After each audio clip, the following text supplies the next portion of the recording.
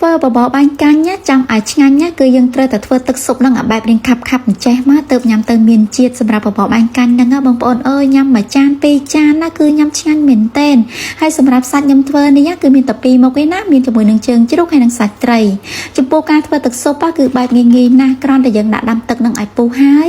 ដាក់គល់ខ្ទឹមហើយនឹងខ្ទឹមបារាំងចូលបន្ទាប់មកទៀតគឺខ្ញុំដាក់បកាក្រៀមមឹកក្រៀមជើងជ្រូកហើយនឹងសាច់ត្រីចំពោះជើងជ្រូកមុននឹងធ្វើទឹកស៊ុបបែបហ្នឹងបងប្អូនគួរតែស្រោះចោលប្រហែលជា3ទៅ4នាទីចោលសិនទៅដើម្បីវាអស់ជាតិឆ្អាបផងហើយជាពិសេសពេលដែលយើងរង្ងាស់ទឹកស៊ុបយូរគឺវាអត់ឡើងល្អក់ទេចំពោះគ្រឿងក្រៅដែលខ្ញុំត្រូវបង់នៅក្នុងទឹកស៊ុបគឺមានដូចជាអំបិល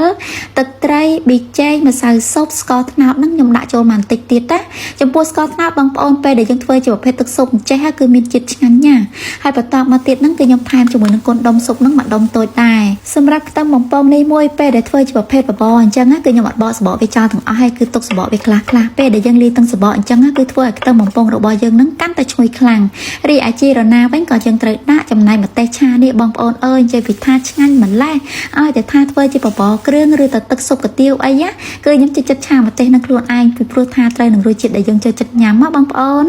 ចំណែកដល់បាញ់កាញ់នេះគឺខ្ញុំប្រើតែកន្លះគីឡូឯណាគឺយើងកាត់វាជាខ្លីៗមកដើម្បីងាយស្រួលពេលដែលយើងដួសដាក់ក្នុងចានញ៉ាំណាចាចំពោះការរងាស់ទឹកស៊ុបនេះខ្ទង់ប្រហែលជា20នាទីអីទេខ្ញុំចាប់តាមស្រង់ត្រីនឹងដើម្បីទុកឲ្យត្រជាក់សិនសាច់ត្រីហើយនឹងជើងជ្រូកនេះគឺខ្ញុំប្រើពេលវេលានឹងរៀងខុសគ្នាបន្តិចសាច់ត្រីគឺវាឆាប់នឹងឆ្អិនចឹងហើយខ្ញុំប្រើពេលត្រឹមតែ20នាទីអីគឺខ្ញុំស្រង់វាចេញមកហើយរីឯជើងជ្រូកវិញគឺខ្ញុំរងាស់ប្រហែលជា35នាទីអីសិនណាបងប្អូនហើយចំពោះជើងជ្រូកនឹងក៏អញ្ចឹងទៀតគឺយើងរងាស់ហ្នឹងមិនបាច់ចាំឲ្យផុយខ្លាំងពេកទេណាយកបែបរៀងច្រឹបស្បែកវាកាលណាយើងរងាស់ផុយខ្លាំងពេកក៏ធ្វើឲ្យយើងញ៉ាំទៅឆាប់នឹងតលន់ណារីឯឈាមនេះវិញនិយាយទៅការធ្វើបបរពេលដែលយើងអត់មានជាមួយនឹងឈាមមាន់ដាក់ចូលទេក៏ញ៉ាំមិនសូវឆ្ងាញ់ដែរបើសិនជាបងប្អូនអត់មានជាមួយនឹងឈាមមាន់ទេប្រើជាមួយនឹងឈាមជ្រូកក៏បានដូចគ្នាដែរតាមចំណង់ចំណូលចិត្តណា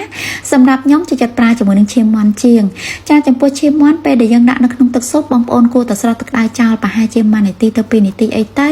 ដើម្បីឲ្យវាអស់ជាតិឆ្អាបផងពេលដែលយើងបង់នៅក្នុងទឹកស៊ុបគឺមានរសជាតិឆ្ងាញ់ចាចំពោះការដាក់ឈាមមាន់ចូលខ្ញុំក៏ដាក់ជាមួយនឹងបាញ់កាញ់នឹងចូលព្រមគ្នាដែរបងប្អូនចំពោះការដាក់បាញ់កាញ់ចូលភ្លាមគឺវាអត់ទាន់ខាប់ទេតែពេលដែលយើងទុករងាស់វាប្រហែលជា5នាទីអីគឺទឹកស៊ុបរបស់យើងចាប់ផ្ដើមឡើងខាប់តិចចៃពេលដែលយើងឡើងខាប់អញ្ចឹងគឺទឹកស៊ុបបបររបស់យើងដាក់មកគឺមានជាតិឆ្ងាញ់ណាស់បងប្អូនហើយជាពិសេសពេលដែលឆ្អិនហើយបងប្អូនគួរតែរោយជាមួយនឹងស្លឹកខ្ទឹមហើយនឹងខ្ទឹមបំពងដាក់ពីលើនៅក្នុងទឹកស៊ុបទៀតណាគឺវាជួយបង្កើនរសជាតិទឹកស៊ុបរបស់យើងហត់ទៅកាន់តែឈ្ងុយបបរមួយចាននេះនិយាយទៅយើងដួសញ៉ាំដោយខ្លួនឯងអញ្ចឹងយើងដាក់ធ្វើមិនឲ្យគ្រប់មុខមកមានសាច់អីយើងដាក់សាច់នឹងមានតាំងពីសាច់ត្រីជើងជ្រូកឈាមមាន់ហើយនឹងថ្លើមចាចំពោះជើងជ្រូកនេះបងប្អូនគឺយើងស្ងោរបែបរៀងច្រឹបអញ្ចឹងគឺញ៉ាំឆ្ងាញ់ណាស់ហើយជាពិសេសទឹកបបរយើងមានជាតិបែបរៀងខាប់អញ្ចឹងទៀតណាកុំភ្លេចថែមជាមួយនឹងម្ទេសឆាផងណាចំពោះខ្ញុំចូលចិត្តរសជាតិបែបរៀងហឹរខ្លាំងអញ្ចឹងហើយសម្រាប់ការធ្វើបបរភាគច្រើនគឺខ្ញុំលោតដាក់តែម្ទេសហើយនឹងម្រេចទេតែសម្រាប់ថ្ងៃនេះគឺខ្ញុំអត់ដាក់ម្រេចចូលទេប្រើតែម្ទេសសុទ្ធទេណាបងប្អូនហើយច្របាច់ក្រូចឆ្មាចូលមកចំណិតទៀតរសជាតិចេញមកគឺញ៉ាំឆ្ងាញ់ណាស់បងប្អូនមួយចានហ្នឹងញ៉ាំត្រឹមតែ5ទៅ6នាទីគឺអស់ហើយថែមមួយចានទៀតដូចអីមិនឆ្ងាញ់បងប្អូនមកមានសិតតពងត្រីនិងឈាមមាន់អញ្ចឹងណាចាអញ្ចឹងហើយសម្រាប់បងប្អូនខ្លះបើសិនជាចូលចិត្តអីកុំភ្លេចសាកធ្វើញ៉ាំផងណា